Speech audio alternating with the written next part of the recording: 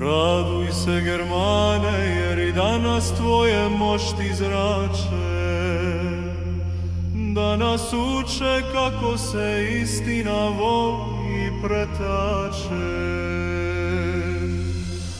Raduj se, evangelska stražo, što nam nebo otvaraš milostivom stazom. Raduj se što kletve tamničke smjelošću ti lomiš i siromašne duše u dvorac raja udomiš. Raduj se, Germane, neustrašivi stražaru, što istinu čuvaš u svakome požaru. Raduj se, jer mače molitve ti vladaš i nikada pred silom ti ne pada. Raduj se jer tamnice pred tobom uzdrhtaše, kada tvoje stope pred dveri stadoše.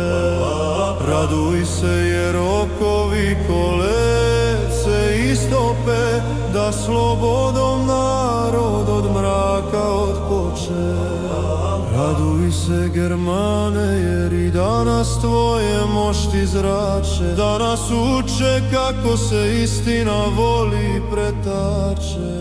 Raduj se, evangelska stražo, što nam nebo otvaraš milostivom stazom.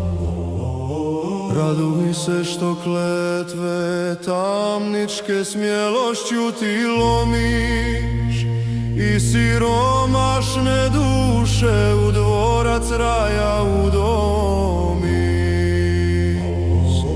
Raduj se jer kralja Hildeberta iz mrtvih podiže i carstvo nebesko zemaljskom približe. Raduj se jer dlanom ti vatru gasi, Pariz od ognja molitvom spasi.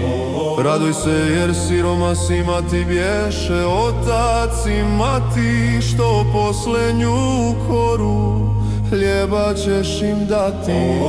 Raduj se jer tvoja ruka ne zna za škrto, sve si Bogu dao za vječnu nam radost. Raduj se, Germane, jer i danas tvoje mošti zrače, da nas uče kako se istina voli i pretače.